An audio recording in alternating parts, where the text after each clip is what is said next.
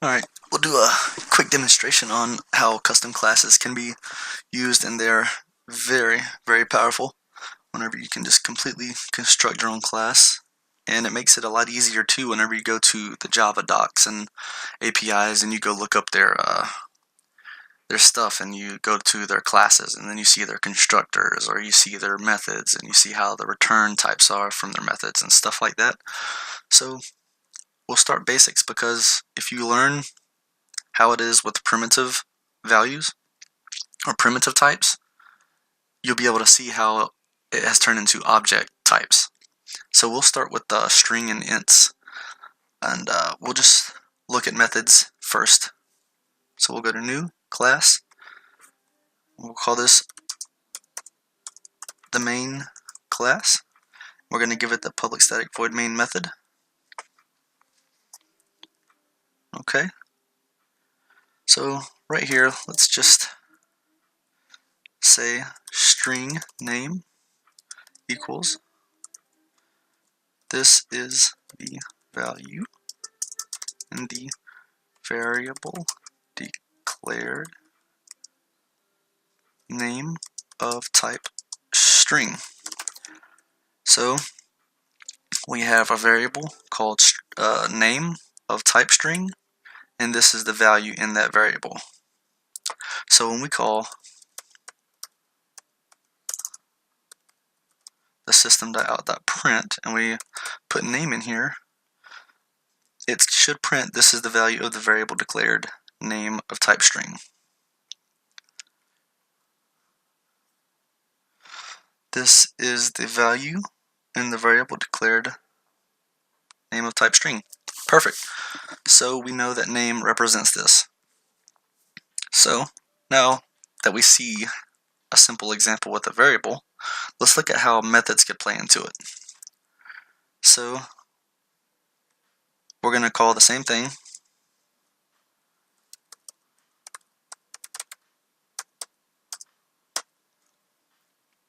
Actually, let's do this first. Let's say we have a method called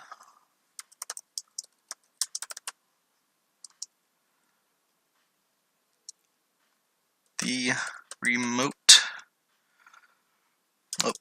the method to display, the method to do the same print. So we're just gonna take this stuff and we're gonna put it in here.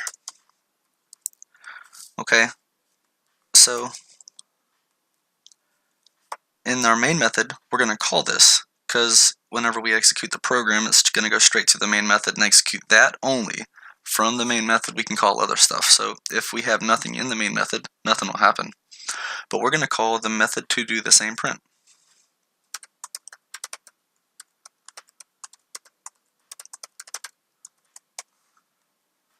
Okay, and that right there references this method. So when we look at the method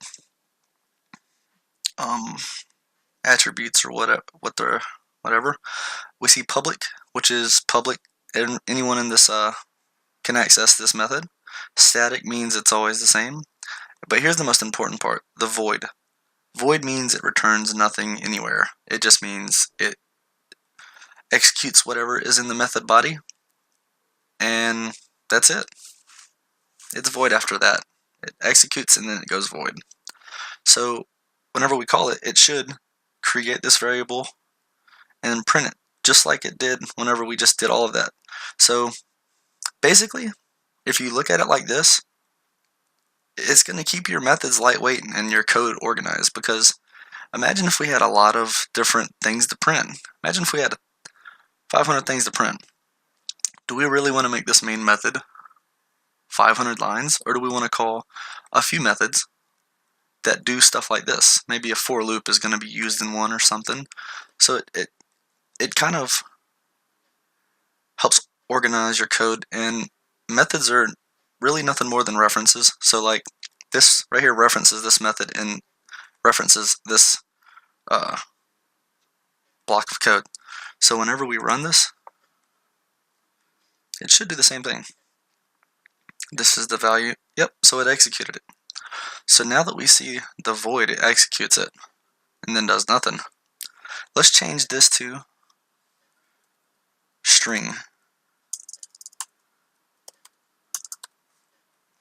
So whenever we change it to string, you see this right here how it highlights. We got to add a return statement or change the return type to void. So yeah, this is called the return type. That's the technical name for it.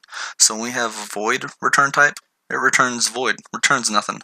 When we have a string return type, it's going to return a string.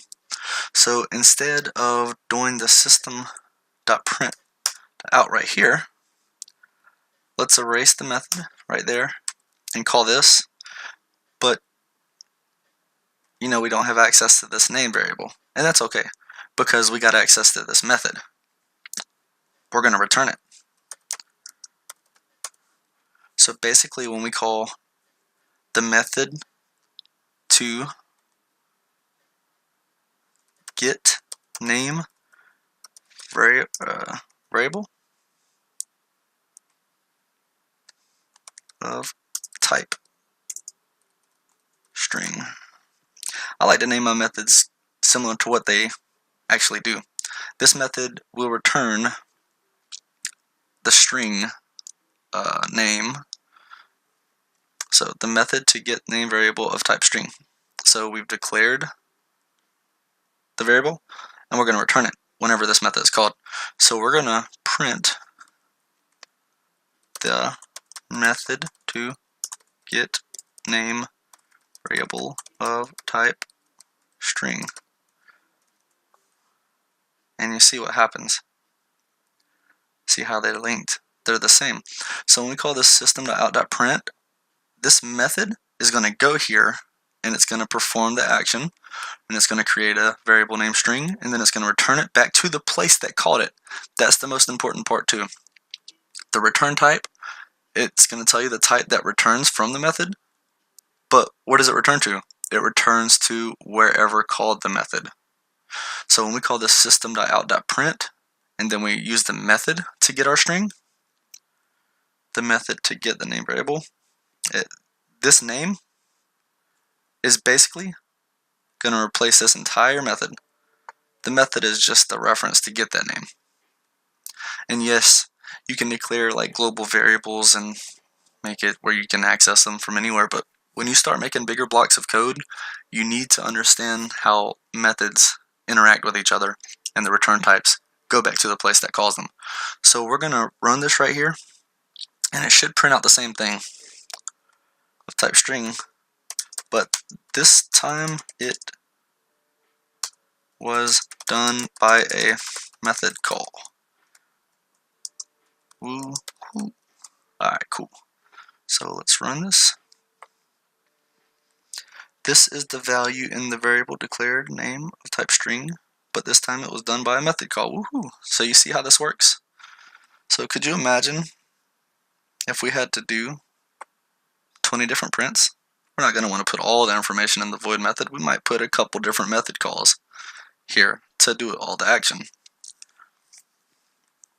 Okay, so now that we have seen how return types are, we can watch this. Let's see.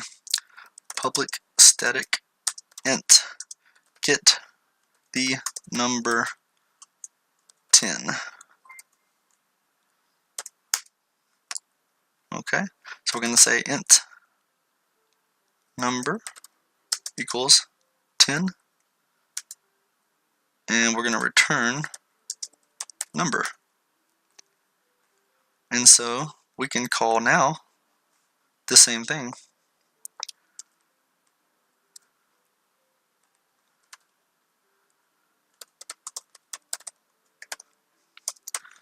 Get the number 10.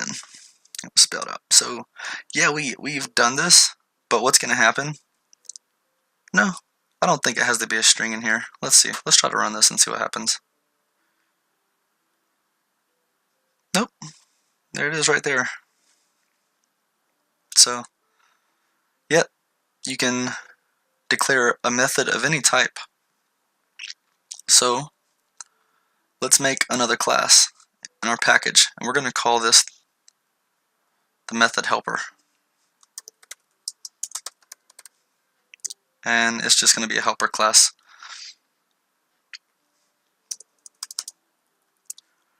And the static that you see right here means that they don't change.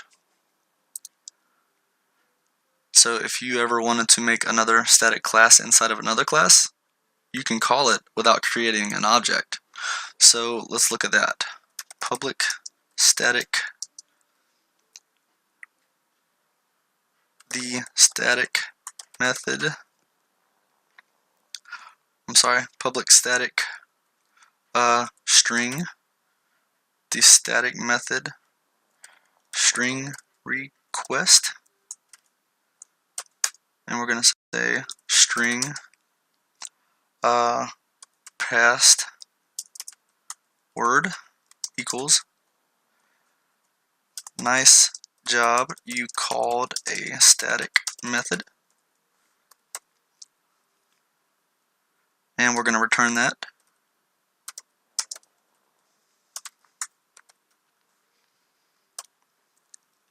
And we're going to do the same thing right here, but we are not going to make it static, and we are going to call this the non-static method string request. Nice job, you called a non-static method. Okay, so what we're going to do now, get a blank slate right here to execute from the start. Okay, so this right here, this method helper, we can use the class and the method name. So we're going to say method helper dot the static method string request.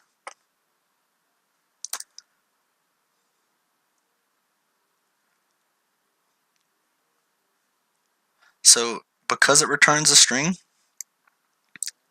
see the return type of string, we're going to place that in our own string variable here. String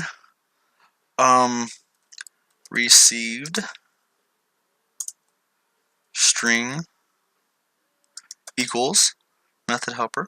So what happens is we've declared a variable called receive string of type string, and we've assigned it the value of a request from the method helper class, and that's okay because it returns a type string. Now if this was a type int, it wouldn't have worked unless we've done some extra stuff to make it work. But the point is, wherever it calls the method, that's where the return goes to. Okay, so then we'll do system.out.println, and we're gonna make it print the received string. We're gonna run this, and it should. Nice job, you called a static method. Okay, now let's try to call that non-static method. The non-static method string request. So let's just change this right here.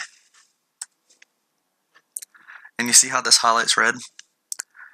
Cannot make a static reference to the non-static method from the type method helper.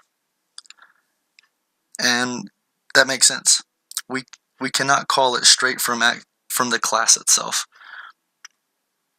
because it's not a static method. This method could change. Static means it stays the same, and it can be accessed anywhere from any part of the package, and it just stays the same. So why don't we create an object of the method helper to call it?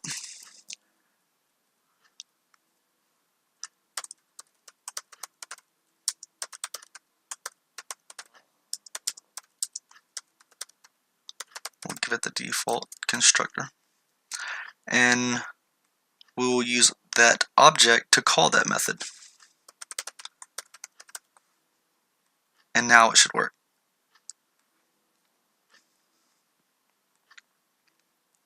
Nice job, you just called a non-static method. So the most important part of this is, understanding that variable or methods have return types, declared right before them, just like you would declare a string word.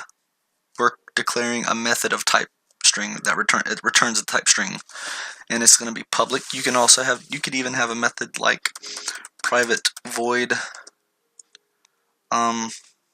non-accessible method, right? You can have private type void return type. You know, you can call them however you want to. Okay. So now that we've seen that, I think it's also important to go over how you can pass values to methods. So we're going to get a blank slate right here again. And right here, we are going to create a method that you can pass values to. So we're going to say public void print the incoming number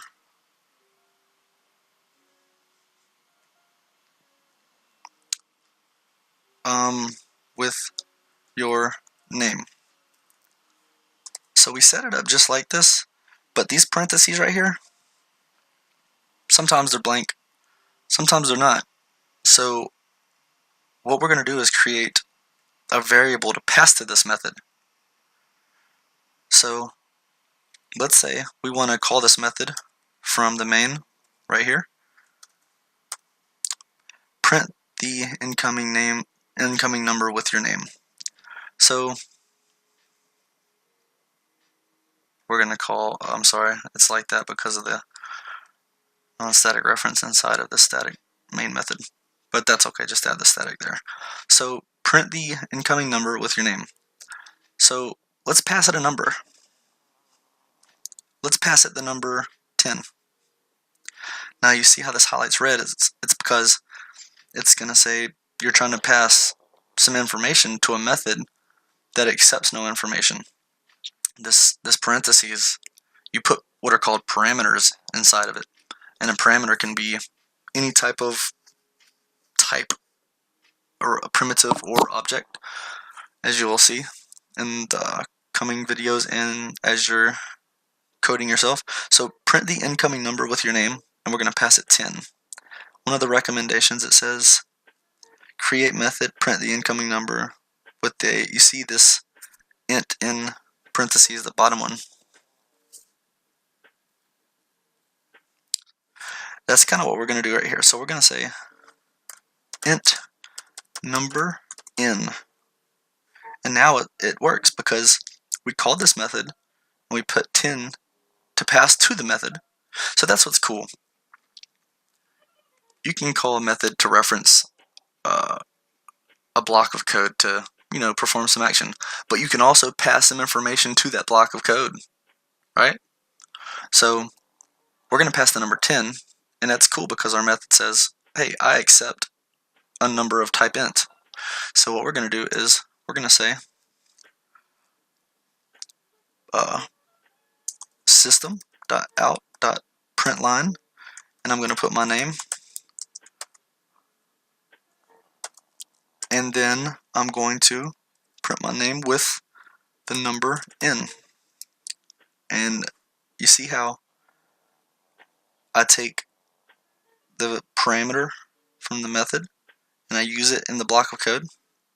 So what should happen is we're going to call this method, pass the 10 to it, the 10 is going to come here, and the 10 will be filtered out into all the variables declared as number in here. So this should say Josh plus 10. Let's try to run it. Cool, it worked. So you can actually set up methods to take in as many as you want. So let's say print the incoming number with your name. Let's change this to a name.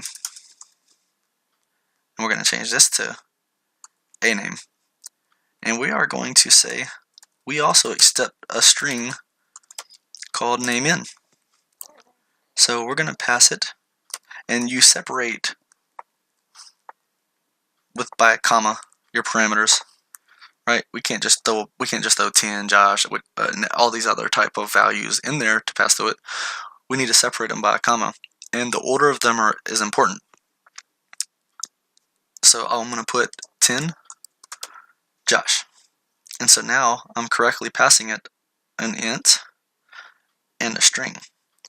But if you watch, if I tried to put Josh and then the int, it's going to say, hey, wait a minute, you don't have any methods declared where the string is first and the int is second. The first parameter, and it's important to know that your argument right here, parameter, argument, kind of the same thing. So argument 0, argument 1, argument 2, or parameter 1, parameter 2, parameter 3, you know. So watch this. Why don't we just copy and paste this method call.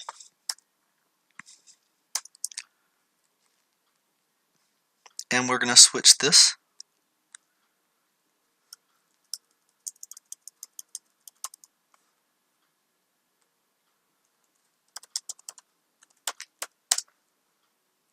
and then we're going to put name in.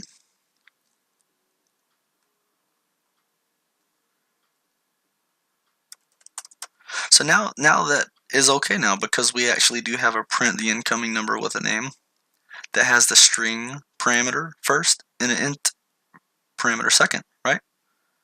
String int.